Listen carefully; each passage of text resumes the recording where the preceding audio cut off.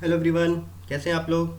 चलिए, आज RRB officer scale 1 का पीओ का, जिसका आरआरबी पीओ कह लें, उसका पेपर आज 4 तारीख को कंडक्ट कर दिया गया, सक्सेसफुली हो गया। और बहुत लोगों को इंतज़ार होगा पेपर कैसा आया, क्यों। चलिए, पेपर पेपर का जो पैटर्न था, पैटर्न मैं बता दूं पहले पहले।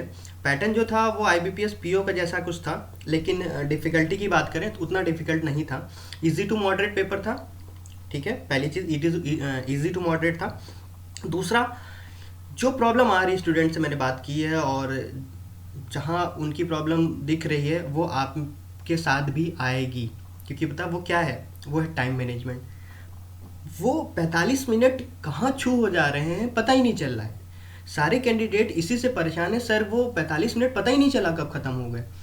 तो सबसे बड़ी प्रॉब्लम ये है time management. Paper tough level का नहीं है, इजी टू मॉडरेट लेवल का है। एक आध क्वेश्चन थोड़े से मॉडरेट से टफ हैं, एक आध ही हैं, ज़्यादा नहीं है, लेकिन प्रॉब्लम टाइम मैनेजमेंट का है। प्रॉब्लम आई है, आज का जो पेपर कंडक्ट हुआ है उसको लेके सिर्फ और सिर्फ एक ही प्रॉब्लम स्टूडेंट और कैंडिडेट ने की है कि पेपर तो ठीक है, मॉडरेट लेवल का है, ठीक है, लेकिन टाइम मैनेजमेंट नहीं हो पाया, क्योंकि फर्स्ट टाइम हो रहा है। फर्स्ट टाइम क्योंकि इंग्लिश नहीं है, आपके पास रीजनिंग और मैथ है। रीजनिंग और मैथ को आपको कैसे मैनेज करना है और स्कोर करना है, वो नहीं हो पा रहा है, क्योंकि नया है, थोड़ा नया है, और टाइम मैनेजमेंट नहीं हो पा रहा है। तो जो प्रॉब्लम आई है आज स्टूडेंट्स के साथ, वो है टाइम मैनेजमेंट की। टाइम मैनेजमेंट नहीं हो पाया है, उसकी प्रॉब्लम देखी गई है। ठीक है, आया क्या है ओवरऑल, ये है ओवरऑल। रीजनिंग में 40 क्वेश्चन आए थे, जिसमें से अगर आपने लगभग 30 क्वेश्चन अटेंड किए होंगे तो वेल इन गुड अटेम्प्ट है। और इजी टू मॉडरेट पेपर था, इजी टू मॉडरेट था। रीजनिंग कुछ क्वेश्चन आसान थे, कुछ मॉडरेट थे, टफ लेवल का कुछ नहीं था यहाँ पे। क्वांटिटेटिव एप्टीट्यूड की बात कर ले, मैथ की बात कर ले, तो मैथ भी ठीक ठाक था, मैथ भी टफ नहीं था, कुछ क्वेश्चन आप आराम से कर सकते थे, ये भी इजी टू मॉडरेट था। ओवरऑल पेपर जो था वो कह सकते हैं तो वो मॉडरेट लेवल का था। ठीक है, ना डिफ़िकल्ट था ना इजी था, मॉडरेट लेवल का था। लेकिन रीजनिंग में कुछ क्वेश्चन आसान आए थे। ठीक है, मैथ भी की जा सकती थी, ऐसा कुछ नहीं था कि आप कर नहीं सकते। ओवरऑल पेपर में अगर आपने 50 से 55 अटेंड किया है आउट ऑफ 80, तो गुड अटैम्प्ट है, मैं तो कहूँगा गुड अटैम्प्ट है। और पेपर जो था लेवल, अगर पेपर का लेवल आप पूछ रहे हैं तो वो है इजी टू मॉडरेट। ठीक है, क्योंकि कुछ टफ नहीं है, मॉडरेट है। मॉडरेट क्या होता है, आपका टाइम टेकिंग हो जाता है, तो उससे आपको क्या, आप थोड़ी सी घबराहट हो जाती है, तो इसलिए आप वो अटेंड नहीं करते हो। ठीक है, तो इजी टू मॉडरेट पेपर था। अगर आप 50-55 करके आए हो, अच्छा है। जो आगे जा रहे हैं वो देख लें, क्योंकि 40 में से 30 क्वेश्चन रीजनिंग के किए जा सकते हैं, और क्वांटिटी एप्टीट्यूड के 25 के आसपास क्वेश्चन किए जा सकते हैं। जो आज का पेपर हुआ है 4 नवंबर का, उसके रिव्यू ये है। उस हिसाब से इतना अटैम्प्ट, तो आप अगर कल जा रहे हो या परसों जा रहे हो, 5 या 6 को जा रहे हो, तो आप ये देख लो। और इतना अटैम्प्ट स्टूडेंट करके आ रहे हैं। प्रॉब्लम जो बता रहे हैं, प्रॉब्लम जो आ रही है वो है टाइम मैनेजमेंट। टाइम मैनेजमेंट की ही प्रॉब्लम आ रही है। अगर आप इसको मैनेज कर सकते हैं तो आप स्कोर अच्छा खासा कर सकते हैं। ठीक है, आगे बढ़ेंगे। चलिए, रीजनिंग में क्या क्या आया था। सेलिज्म आया था 5 नंबर का। पज़ल आई थी। ठीक है, पज़ल वही 3 पज़ल आएंगी, 5 नंबर की 3 पज़ल। ठीक है, जो पीओ में आ रही थी जैसे वैसे आ रही, लेकिन लेवल वो नहीं है, लेवल डिफिकल्ट नहीं है, मॉडरेट लेवल की है पज़ल। इनक्वालिटीज़ देखी गई और इजी लेवल की देखी गई। ब्लड रिलेशन से 2 नंबर का इजी, डायरेक्शन से 3 नंबर का इजी, ये इजी था अच्छा खासा। और अगर यहाँ मिसलिनियस से बात कर लें तो 10 क्वेश्चन आए थे, ये भी इजी टू मॉडरेट थे, इजी टू मॉडरेट थे। कुछ क्वेश्चन आराम से किए जा सकते थे। तो ओवरऑल जो है वो कम से कम लगभग 30 क्वेश्चन आराम से किए जा सकते थे। पेपर इजी टू मॉडरेट था। तो रीजनिंग सेक्शन जो था वो इजी टू मॉडरेट था, आपको गेन यहीं से करना था, और यहीं से आप अच्छा खासा स्कोर कर सकते थे। जो कल जा रहे हैं या परसों एग्ज़ाम देंगे, प्लीज़ रीजनिंग को ध्यान दीजिएगा।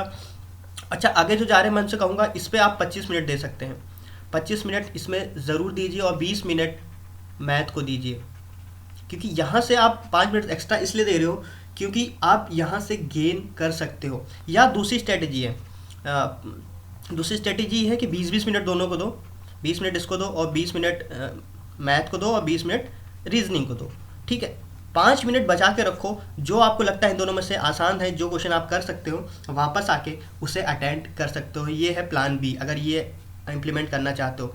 वरना प्लान ए 25 मिनट रीजनिंग और 20 मिनट मैथ ही सही रहेगा। जो गलतियां आज बच्चों ने की है, अगर आप ये देख रहे हैं वीडियो, तो आगे कल आने वाले एग्जाम या 6 तारीख एग्जाम को ये गलतियां मत करिएगा।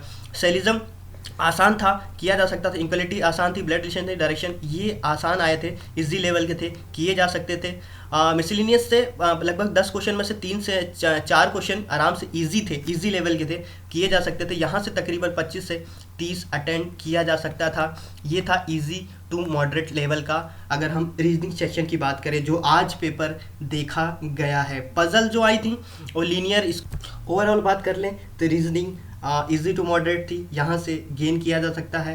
कल आप जा रहे हो, आगे एग्जाम देने जा रहे हो, तो ध्यान दीजिएगा इंग्लिश में क्या क्या रीजनिंग आपको क्या अटेंड करना है, सेलिज्म अटेंड करिएगा, इक्वालिटीज अटेंड। ये 2 पार्ट जो होते हैं ना 5-5 नंबर के, ये इजी टू मॉडरेट ही आते हैं। और इजी आते हैं, मैंने पहले भी कहा है कि हर पार्ट इजी नहीं होगा।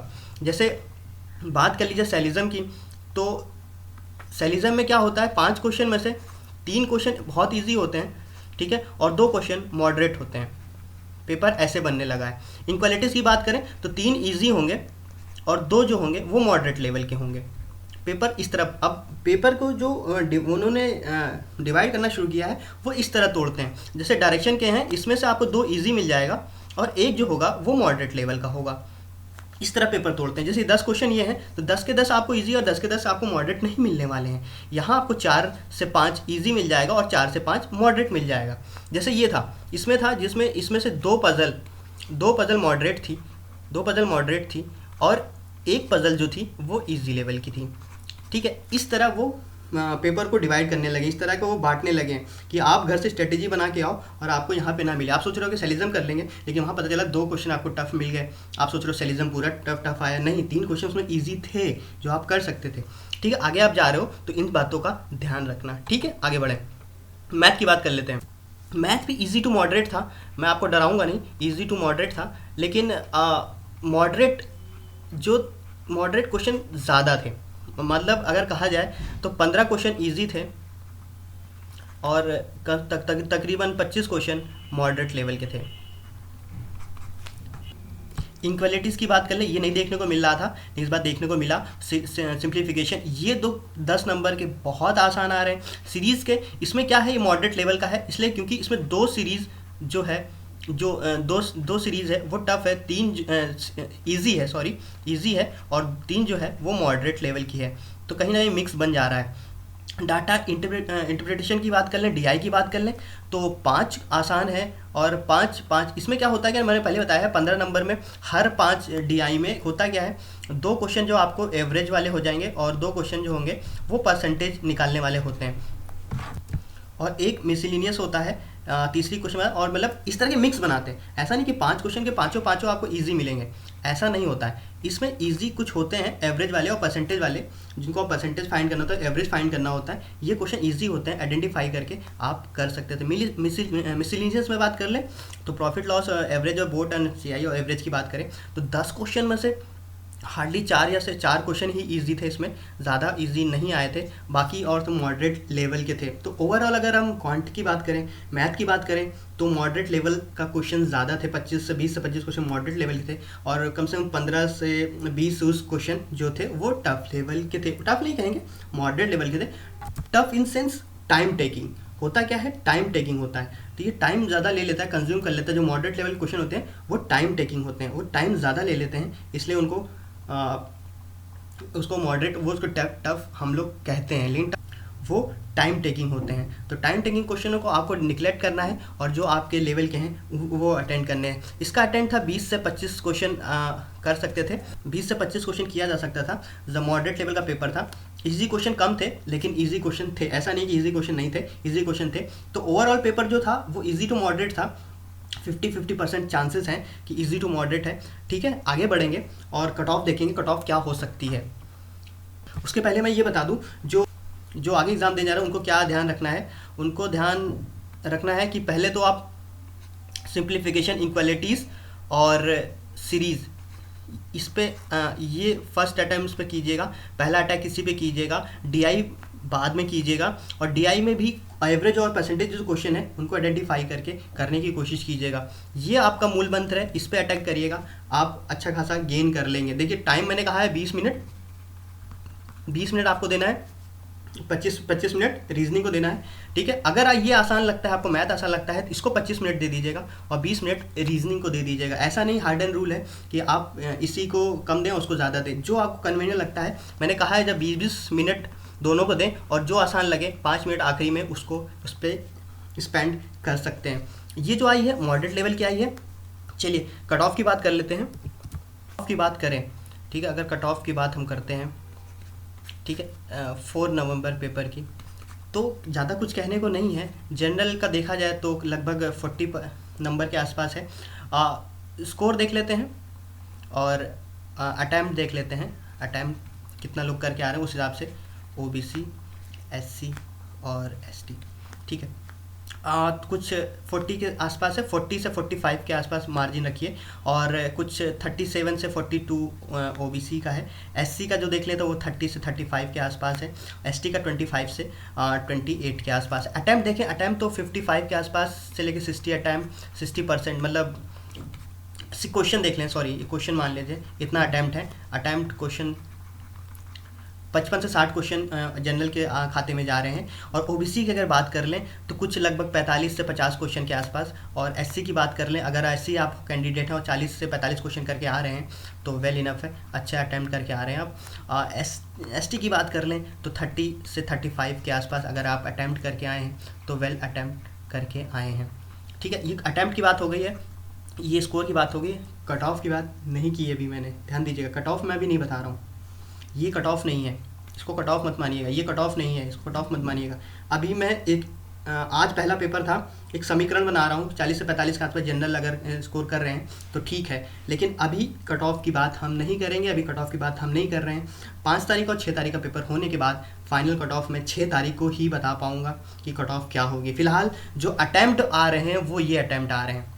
अटैम्प्ट ये सही है, जो जनरल कैंडिडेट है वो 55 से 60 क्वेश्चन अटेंड करके आ रहा है, जो ओबीसी है वो 45 से 50 अटेंड करके आ रहा है। और एससी की बात करें 40 से 45 अटेंड करके आ रहा है। एसटी की बात करें तो 30 से 35 अटेंड करके तो क्वेश्चन आ ही रहा है।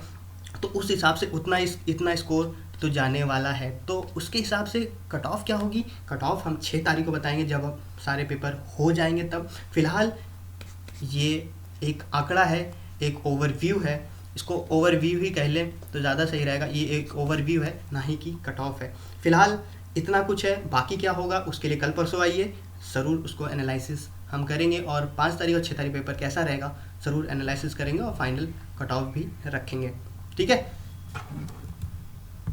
चलो अभी चलता हूँ। Thank you for watching this video, और प्लीज़ डू सब्सक्राइब गाई education for more analysis, for more cut off, for more tricks and what? Sayonara. Bye.